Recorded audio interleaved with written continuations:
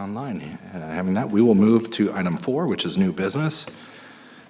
Letter A, action item, approval of the Madera County Groundwater Sustainability Agency Committee meeting, minutes from April 7th.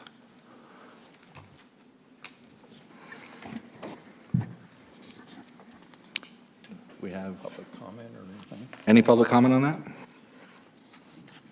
No, all right. We'll, any public comment online? All right, There's none online. Bring it back for action. I move for approval. Nice second. Roll call. Director Poitras, Aye. Director Wamhoff, Yes. vote passes 2-0. All right. Moving on to letter B, informational item, weather outlook. Thank you, Mr. Chair, members of the committee. Boy, there's a significant echo. Are we all muted? Okay, we'll just live with it. Oh, it's much better now. Thank you. All right, we're going to do a new type of presentation. This is a weather outlook or water supply update for the next couple of months, and we'll look at how we're doing this water year. I'm ready to share my screen.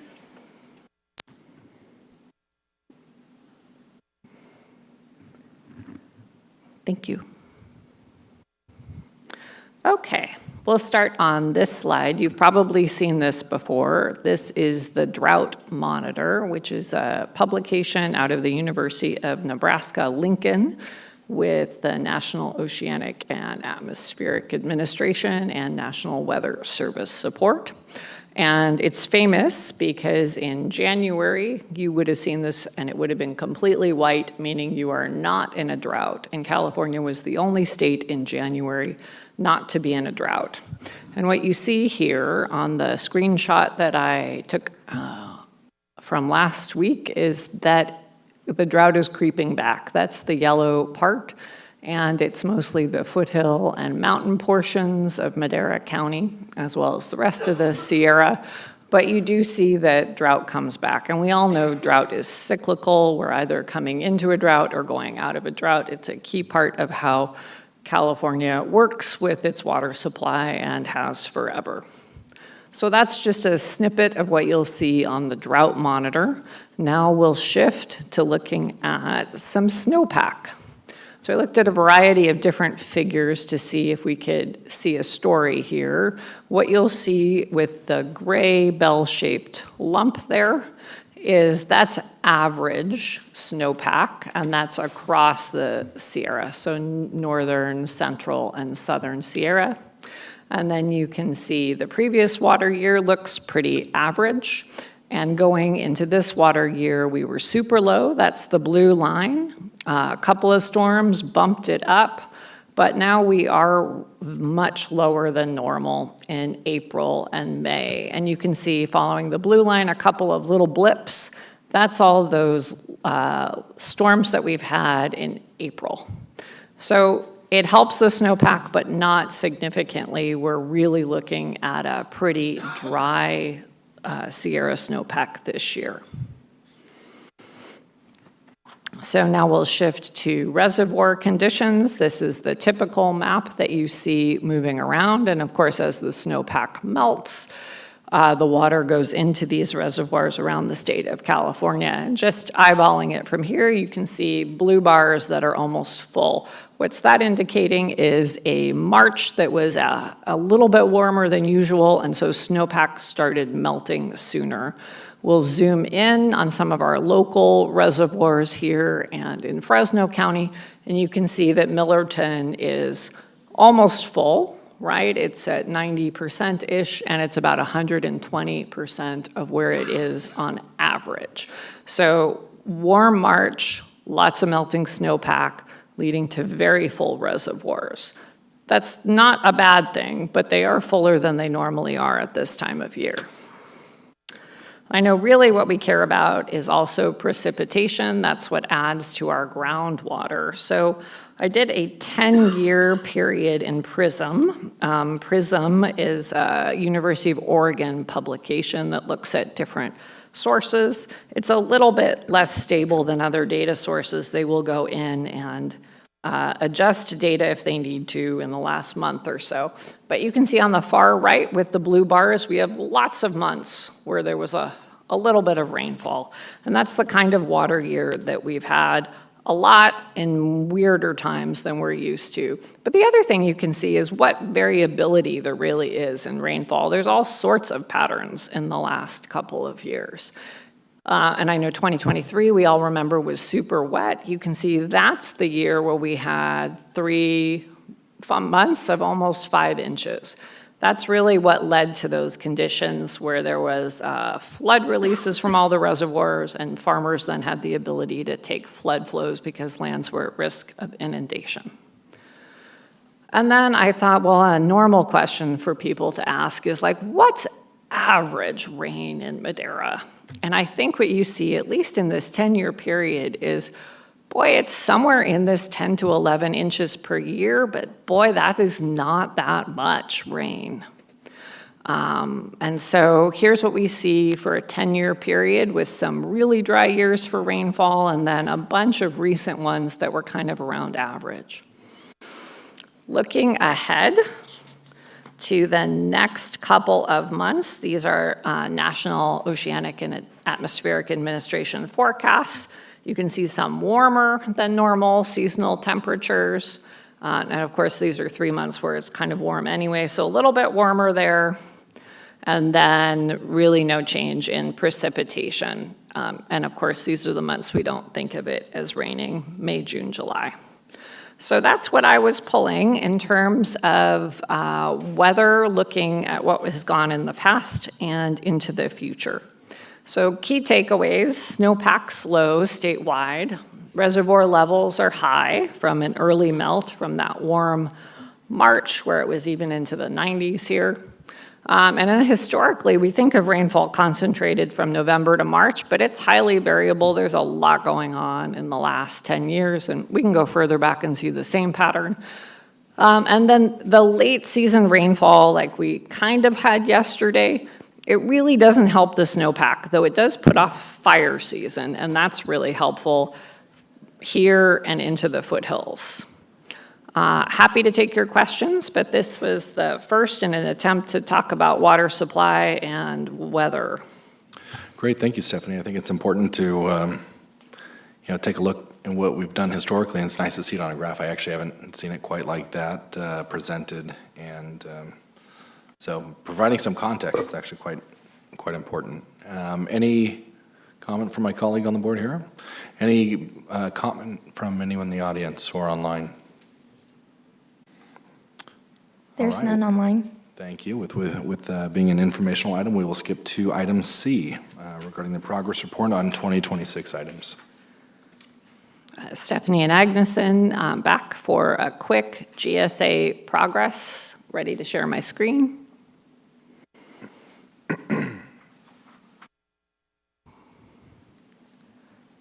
Okay.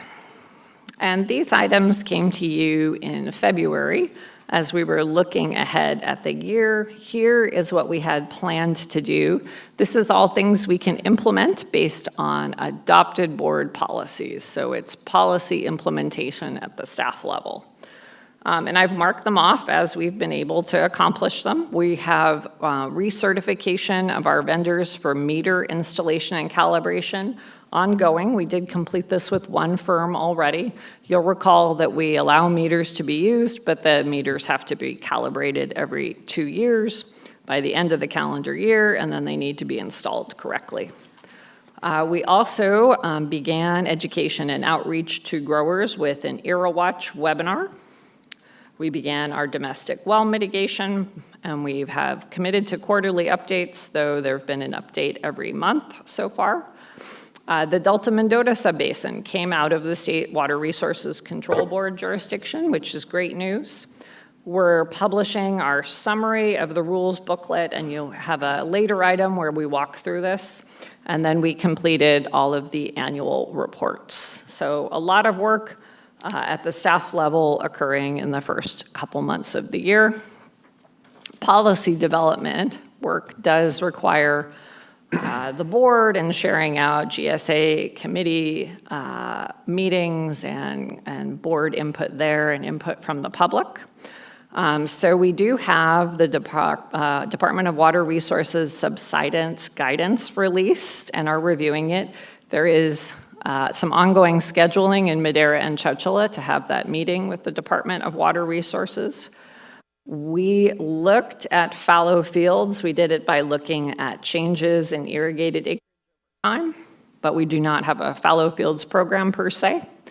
We talked about in February the potential of a GSA groundwater export rule. There are lots of farm units that cross GSA boundaries, and you could drill down and be more restrictive on that. We have not to date.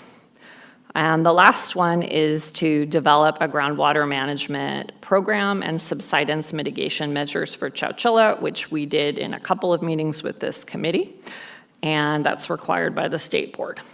So that's where we stand, kind of your halfway through the year outlook on that. Happy to take your feedback and answer your questions. Great, thank you. Any questions or comments from my colleague? Any questions or comments from the public regarding this item? Any online? There's none online. Great, thank you. We will move on to item D, informational item, 2026 summary of rules booklet publication outreach.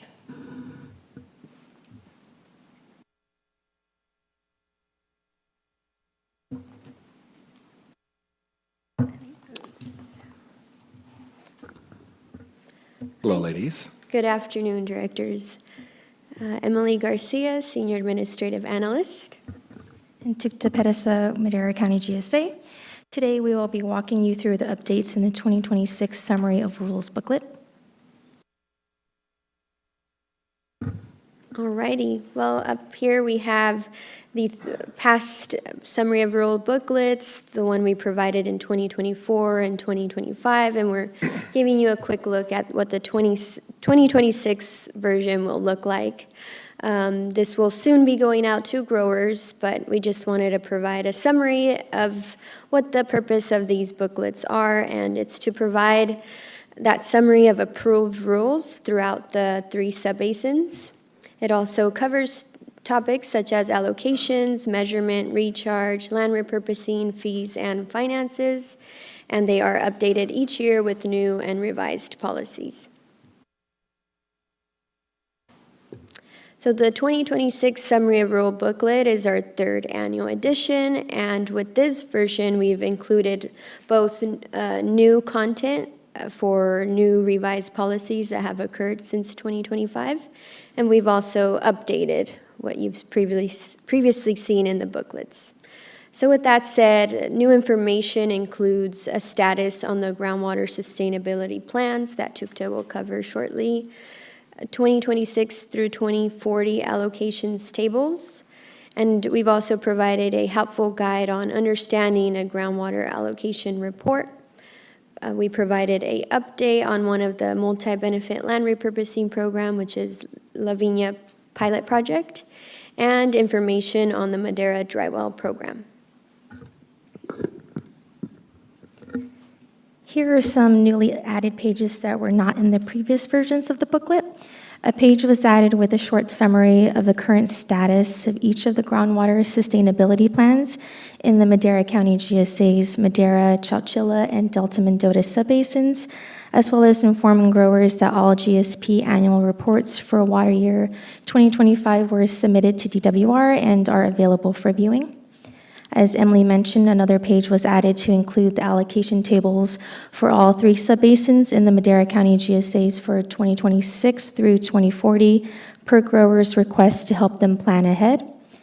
New pages titled Understanding a Groundwater Allocation Report was added due to interactions with growers, walking them through how to understand the information that is on their monthly groundwater allocation reports. These pages show how to read the tables by farm units within their account, as well as a breakdown by parcels that make up their farm units. I would also like to mention that the groundwater allocation report starting this year will show that additional parcel summary table, which growers may have already seen with the latest reports that just went out. Okay, some more new information that has been added to the booklet is a summary on the progress of the multi-benefit land repurposing project, Lavinia Pilot Project. So that you'll find that in the booklet. We've also included a flyer for the Madera Drywall Program, which outlines the application process and the eligibility requirements.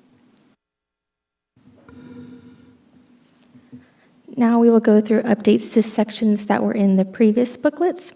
The allocation section was updated based on frequently asked questions from growers. The farm unit zone map was updated to reflect the Sigma Portal's Madera County GSA coverage as of April 2026. Other pages with updates include the measurement methods, private meter measurement method, land repurposing, recharge, fees, finances, and the resolutions page. Updates to the measurement methods page include the current 2 measurement methods, which are EROWatch and private meters, as well as a link to a helpful guide on how to access and navigate the EROWatch portal for new and current users. Through interactions with new and current users of the private meter measurement method, updates to this page include a step-by-step instructions on how to submit their monthly meter readings using a mobile device, as well as informing growers using the private meter measurement method that a mobile app is available for Android users. If they are interested in using the app, they can reach out to their water resources specialist to get set up. The land repurposing page provides an overview of the multi-benefit land repurposing program and the current status with implementation. And the recharge page includes a summary of how the recharge policy has successfully allowed recharge credits to be applied to farm units. Towards the end of the booklet, growers will find a financial summary outlining total revenue received and expenditures incurred for the fiscal year 2024-2025. Let's see, the fees pages has been updated with information to clarify the GSP project fee associated with the Madera Domestic Well Mitigation Program, and it now includes an example illustrating how these fees appear on the property tax bills. Finally, the resolutions section provides a comprehensive list of all the approved resolutions referenced throughout the booklet. So all of the information presented throughout the booklet can be cross-referenced with the official resolutions that are also available on our website. Growers can expect to receive a copy of the finalized booklet sometime this May through mail, and it will also be posted on our website. If growers would like to meet to review the booklet, we are happy to meet in person or on Zoom, whichever is convenient. That concludes our presentation. Thank you. Well, thank you very much. Who was a part of this team that created this new? Well, that was, me and Tukta worked on putting the content together, but it was help from everybody in the department reviewing or providing information, but mostly just looking at the resolutions and finding a way to make a user-friendly guide for the growers to make something easy and accessible to them. Well, and I say that because it really does look, it looks really good. I think if you're a grower and you're looking at that booklet, I think it answers so many questions. And it's so easy to read and user-friendly. So congratulations and good job to you guys and whoever else was involved in creating that. It was really nice. And any questions from my colleague over here? No questions. Great. Any questions from members of the public or any online that would like to speak regarding this item? None online? Great, thank you. And thank you, ladies, appreciate that. Next, we'll move on to item E. This is also an informational item, which is a financial update, GSA quarterly update, including domestic well mitigation program and review of proposed fiscal year 26-27 budget. Good afternoon. Good afternoon. I'm ready to share my screen.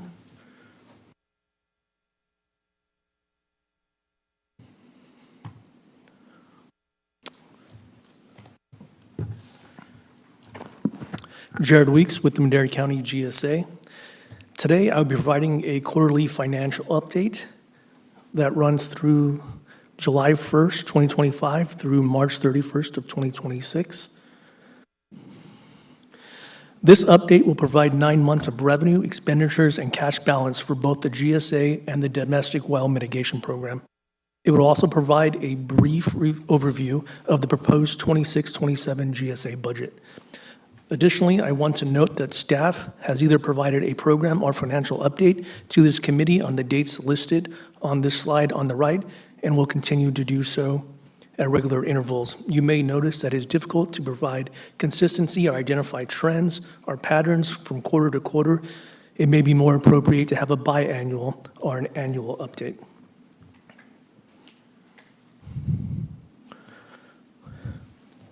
First, we will take a look at the GSA revenue, amounts, and sources. As of March 31st, the GSA has collected $3 million in total revenues, with $1.7 million, or 57% of the total revenue generated from the GSA fee. The GSA fee was collected in Q2. Coming in at second is the state water grants, making up 29%, or $890,000 of total revenue. Keep in mind that the state grant is revenue, but is a reimbursement of dollars that have already spent on GSA projects. You will also notice that revenue was generated in the form of penalties, $121,000 from the Chowchilla Subbasin and $37,000 from the Madera Subbasin. These funds will be directed, as approved by this GSA committee, to the Chowchilla and Madera domestic well mitigation programs. Moving on to expenditures, you will notice that the GSA breaks down the expenditures into 4 categories: staff, administrative, professional services, and regulatory compliance. These categories are derived from the GSA fee financial study conducted in 2020. Total expenditures year-to-date is $2.8 million, with professional services and regulatory compliance making up 60%, or $1.7 million of the total. These 2 categories will be further broken down in the next slide. Staff costs have increased quarter over quarter, largely due to reaching full staffing levels as approved by the committee. Lastly, administrative expenses have been kept to a minimal amount. Here is a breakdown of the professional services and regulatory compliance expenses. This is where majority of the GSA projects reside. As I said in the previous slide, these 2 categories account for just over $1.7 million in outflows, with some of those outflows, as the case with the recharge and land repurposing projects, being reimbursed by state grants. Recharge and land repurposing are large contributors of professional services, with payments being made for consultant fees. Legal costs, coming in at $278,000, are a necessary component of the GSA to ensure that our actions are compliant with law and also serve to defend the GSA in litigation. Financial services have been kept to a minimum. The 2 categories, allocation and measurement, are the primary drivers of regulatory compliance. So far this fiscal year, with allocation services coming in at $311,000 and measurement services at $110,000. Land IQ, a measurement method this committee has decided to discontinue, received its last payment from the GSA at the end of Q2. This slide displays the cash balance as of March 31st, as well as the GSA revenues collected and expenses paid. The cash balance currently sits at $5.17 million. The cash balance does not represent funds outside of funding current operations. All GSA expenses are paid initially through the general fund, and at the end of the fiscal year, the GSA will conduct a true-up process that takes from the cash balance and reimburses the general fund for current year operations. We are currently looking at a $3 million drawdown to the cash balance to true up this fiscal year. Finally, this is a simple chart of all the graphs we've just reviewed. For those that like to keep it simple, I presented 5 graphs. Here are 5 tables.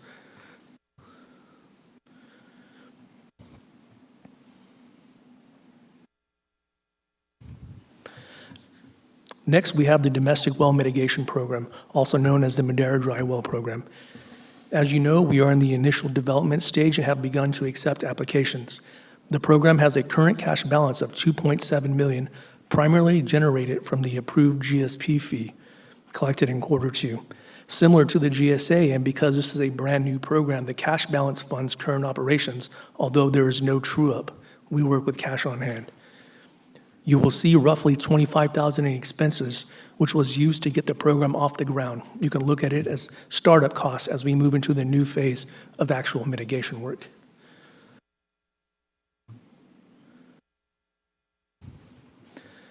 Now, in a few slides, I will highlight some of the estimated expenses of the proposed 26-27 GSA budget. I did not include a review of the dry well program budget for two reasons. First, we have not been through a demand cycle that would allow the GSA to accurately project its cost. When establishing the GSP fee, demand graphs such as this one were used. The graph shows that during a dry year, demand peaks in August and it's at its lowest in January through March.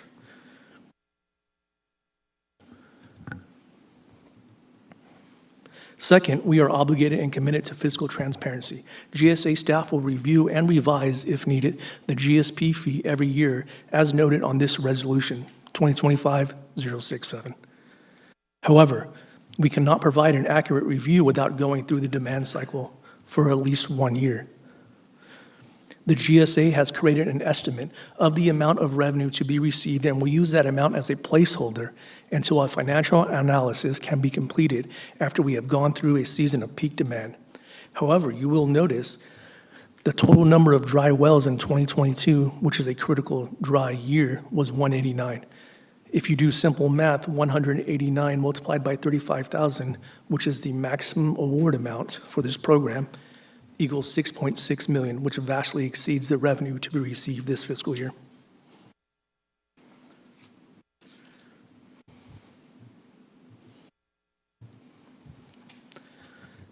As I mentioned earlier in the presentation, the GSA breaks down its expenses into 4 categories, 2 of which are professional services and regulatory compliance. These 2 categories can be broken down even further into subcategories, as shown on this slide.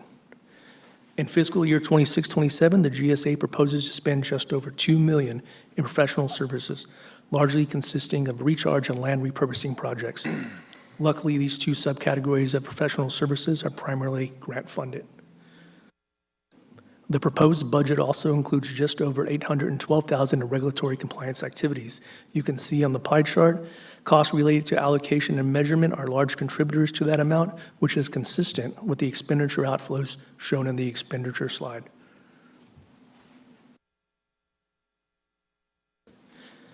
And finally, we've reached our last slide, which is titled Funding Opportunities. Prop 4 is one of the only, if not the only, opportunity the GSA will get to apply for grant funding in the next fiscal year. As you can see, a combined $472 million is available, with applications due in early 2027. While we still have time to prepare for grant proposals, I wanted to show this slide to demonstrate the GSA's commitment to keep costs low and seek out alternative funds when and where available. Unfortunately, this funding cannot be used for domestic well mitigation work, but can be used for plenty of other projects. And that concludes my presentation. I'd be happy to answer any questions. Great, thank you, Jared, for the information. I appreciate that. And any questions or comments from my colleague? Yeah, if you could go back to slide 8, just had a question on the totals there. So you've got the revenues, Q1 through 3. Okay, so looks like year-to-date revenues are, there's no grand total under revenues, it looks like, or? You're right, sorry, I did not put a grand total. Okay, I was looking, yeah, just looking, thought I missed something there, so anyway, maybe next time. Definitely, will do. Okay, great, thank you. Great, thank you. I think it's important to note, I know that there's different conversations to be had about, when we get revenues for domestic well mitigation, but I think it's important to look at, we've had these discussions in the past. How many dry wells are we estimating this year? How many realistically can we drill? And when is that fee imposed on the growers? so we don't have these huge reserves and we're not providing services. And I think it's important to note that, with the amount of money that we have currently and what we're expected to collect in this next tax cycle and the number of dry wells that we anticipate this year, in addition to the number of wells that we think can be drilled this year, I think it's an appropriate amount. And I think it's just important for folks to look at those numbers and to, kind of sit with that and realize that, based on the number of dry wells that we're seeing and number of wells that we could realistically drill, do we want to be under that cash amount where we can't fund certain projects? And I think it's important to note that once the year is up, we'll be able to accurately reevaluate what is realistic in this program. So with that, I will open up to public comment.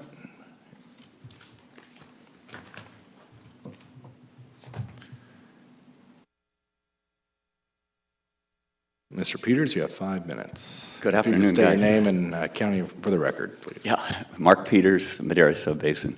Hey, you did a perfect lead into what I want to talk about, which is this is a budget meeting. It's a budget meeting also about 26, 27 and domestic well mitigation, and I want to provide some thoughts by describing where we are and what it might mean. So I think staff did a good job of, with no information, estimating how many wells will go dry, and they assumed 440 over the first 5 years.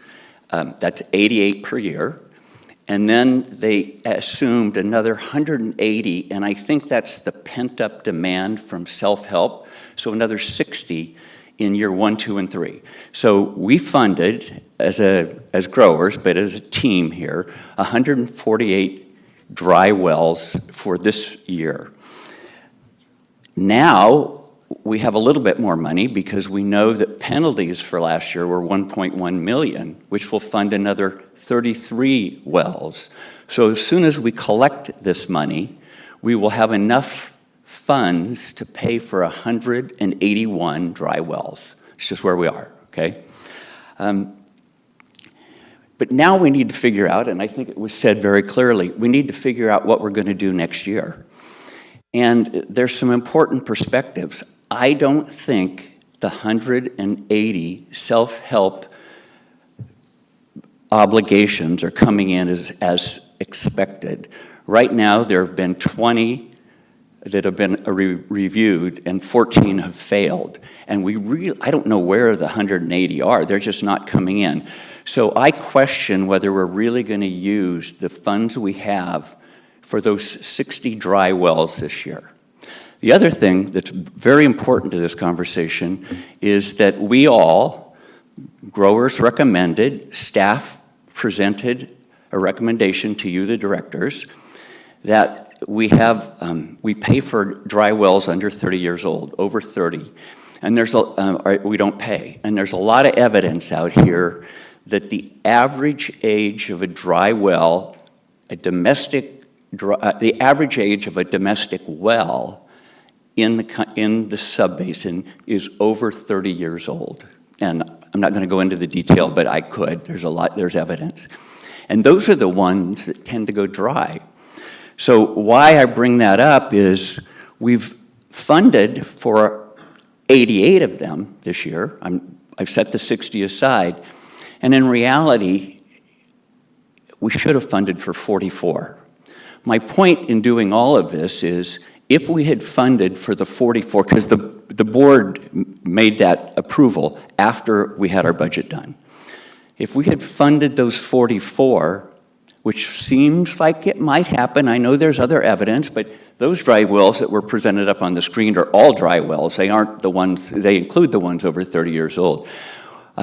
We probably have enough money in the budget with that extra 1.1 million, I've already said it, for 181 wells for 2 years.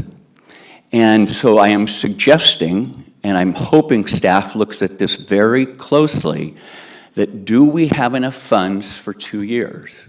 Which leads to my last point, and that has to do with penalties. Okay, 1.1 million came in. Last year we said we couldn't budget for penalties coming in, but 1.1 came in. I see 4 reasons why this year is going to be greater, the one that we're currently in that'll get paid at the end of the year, greater than 1.1 million. First, I guess nobody's timing me, but I'm getting near the end. As Stephanie said, it's hot and dry. Second, last year when we got the 1.1 million, growers that were over were paying $300 an acre foot. This year it will be $400. Thirdly, each year so far, the grower allocation has gone down 0.3 or 0.4 inches per year. But this year it's down 1.9 inches, so all of us have less water, and the penalties start way sooner. And then finally, and Stephanie said this in the last couple of meetings, there are some growers out there who are choosing to pay the penalty and to continue to pump and grow. I'm not being judgmental.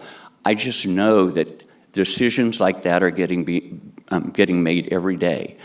So my point in bringing it up is I do think we can budget for penalties because we can forecast penalties, and penalties will be much greater than 1.1 million. Even if it's only 1.5, it's going to be bigger than that, but only 1.5. That's another, how many wells did I write down? 45 wells that we're going to get out of penalties 1 year from now. So we really don't have, if we do that, we don't really have just enough for 181. We have enough money for 226 dry wells, and we're not on course to bring it in. I say that all in the spirit of budgeting, not to be critical. I ask that we look at it because when we raise the GSA fee, okay, then this is my last point, please, because this is, you can tell, I thought about this pretty deep. We didn't have a timer up, so finish your thought. Yeah, there was not one that I had to speed up on. Your secret timing. Timer was going off, I could feel it. But this is the last point. You know, this year, the growers got, we have to pay $59 an acre, if you will. And that's for domestic well medication. And that's the growers that are coming in way under and doing their job to not cause domestic wells to go dry, and the growers that are going way over and are causing more domestic wells to go dry, but we all pay the same $59. And I would hope we would minimize the $59 and use more of the penalty dollars, which are, it's coming from growers that are going over. So my whole point in bringing all that up is, let's be conservative on the annual payment as opposed to aggressive, because it's just cutting the growers who are trying to do the job right. It's cutting them off at the knees. Thank you. Thank you for your time. Next comment? Good afternoon. Good afternoon. And if you could say your name and county of residence for the record, please. And I represent a consortium of a few partnerships that have been farming here for almost 40 years. But 8 years ago or so, our consortium spent over $500,000 on building 146 dry wells permitted by the county that followed an engineering study about the effectiveness of a dry well, which showed a tremendous response to rain and such. There was never really any study done beyond that, and I was wondering if any of the results of those wells were a part of any of the information or studies that have been done since then. That's one subject. Another subject, Simcoe, South County nonprofit that exists, joined the RWMG in order to, as a proponent of a project that was submitted to DWR for $1 million with $250,000 as matching funds. And the supporters of the SIMQ nonprofit were willing to come up with that $250,000. But for the time, since the beginning of the RWMG, there have not been any support to do this project. And that project could potentially would have dug about 250 such wells. But in any case, just a comment. But I really like the fact that we are working on recharge wells. It's a well thought of and proven method to put more water in the ground. Thank you. Thank you, Igal. Michelle?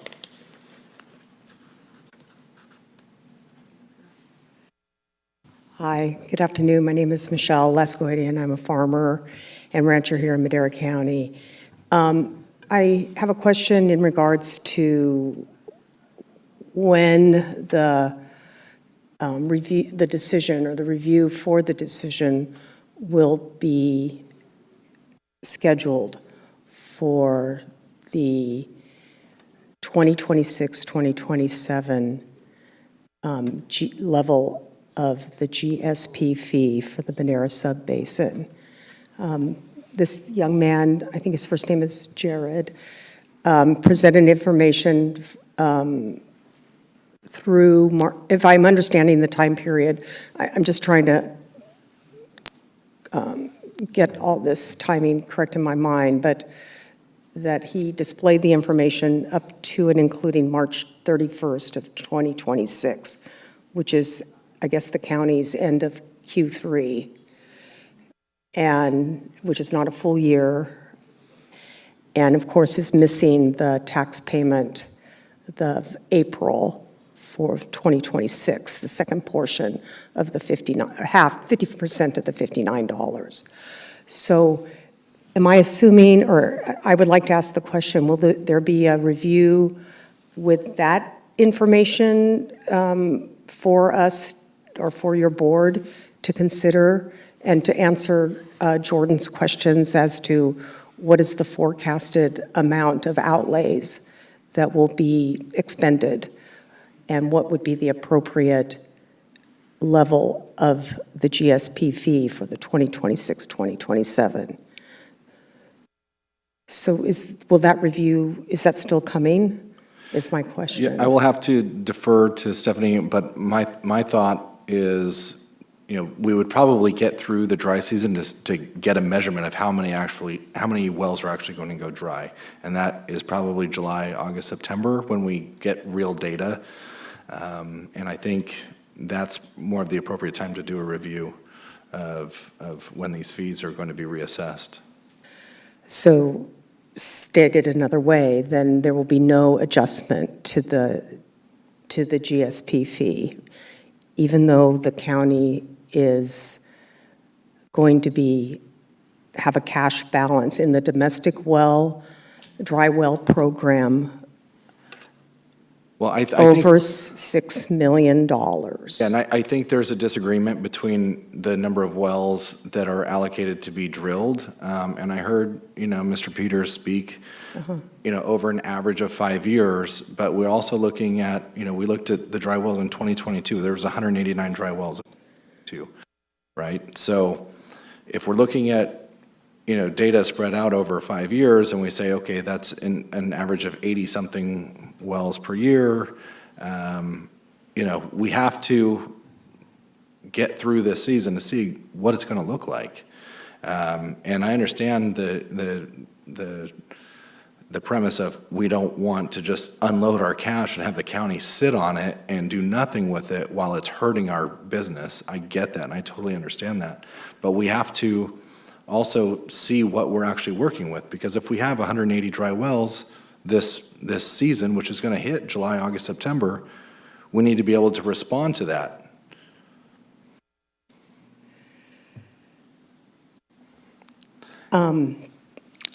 As a taxpayer, I'm disappointed. I don't really think that was what the spirit of of what we witnessed here last August with the resolution of 2025-067. I don't disagree with you that there's some level of domestic wells to be mitigated. I'm not disputing that. I think I've been repetitive about this. I have always requested that we are walking before we run, and it just seems to me to be punitive to one sector of your constituents to have funds that are not being deployed. Well, we won't know what funds are going to be deployed until it actually happens, which is going to be July, August, September, when these wells go dry historically. And I don't want to get into the back and forth right here on the dais, but I think looking at these things annually is the correct way to approach it. We haven't even reached that point yet to determine. Again, thanks. I just very fervently disagree with the approach. I understand. Thank you for your comment. Mr. Chair, I'd just like to make a comment that for the year 26, 27, there very well could be some adjustments. And to your point, we have to wait through the summer to see, when most of these wells may go dry, to see what that number is. And then, once we have that data, we can make adjustments for the 26, 27 year. So just wanted to continue that thought. Thank you. Yes, thank you. One more comment? Is it okay? Absolutely. Hi there. And if you could say your name and county of residence for the record, please. I thought everybody knows me. We do, but go ahead. Stuart Weil, Avenue 9, Citrus. Agriculture in the state has changed in the past 15 years at an accelerated rate, and that is most agriculture was done with surface water, or much of it was done with surface water. The state has been dumping water into the ocean for a number of years, and that has left the surface water very scarce, and farmers went in and started drilling wells and used well water instead, and now we have a real problem. We're dealing with mitigating dry wells. We have what he said, an 80 a year, or 100 and some odd we have already. It's got to be done. We need the money to do it. I want to know what the county has done appealing to the state on why aren't they kicking in and helping out with this. They're the ones that make the determination on where the water goes. Not you, not us, but at the state. And the state bears some responsibility. And I think the Board of Supervisors should be on top of that and letting the state know that they have a problem, that they have to come up with some of the money. I mean, it's not right that individual farmers have to come up with this completely, because it's not all of our fault. It's the state's fault. The state is the one that mandates where the water goes. That's all. Thank you for your comment, Stuart. Thank you. And on that note, there is, Madera County belongs to a statewide organization called RCRC, Rural County Representatives of California. I believe it's up to 42 counties of the 58, is that correct? 40. 40 of the 58. There's two would like to join, but they're a little bit too big. Yeah, and they're not quite rural. So, on that note, these are the issues, and they have a tremendous amount of power at the state level. And I know the colleague to my left here, he's been on RCRC as a board member in the past, and so I'll defer to him on anything like that. But these issues have been not just raised by county supervisors, these issues have been ingrained into state legislators and the governor for well over a decade. And it goes to show where our state legislators are at when it comes to water allocation and dumping water into the ocean. Exactly, and well stated. In fact, even as we speak, RCRC has a ad hoc committee that's addressing Sigma and meeting with, DWR and other agencies. It's unfortunate that water is potentially one of the most complicated issues in our state and probably even our nation, and with all kinds of special interest groups and we think about Sacramento and who has their ear and what led to cutbacks in water deliveries some 30, 35, 40 years ago, and the fact that we're not building any other dams. As we know, those forces are very, very powerful, and their money speaks. Well, thank you for your comment. All right, with that, we will move on to director's report. Good afternoon. Just a couple quick updates for the public. We are scheduling subsidence meetings with the state. These are required by the state to talk through compliance related to subsidence measures. So those are being scheduled over the next month or so. There's also a Xerxes event. It's a field day this Thursday if you would like to go onto a grower's property and see some land repurposing and ways of insects and flowers bringing value to the landscape and to the grower. That's all I have. Great, thank you. Director Poitras, do you have anything? Nothing to add. Thank you, Mr. Chair. Nothing on my end, too. So with that, this meeting is adjourned.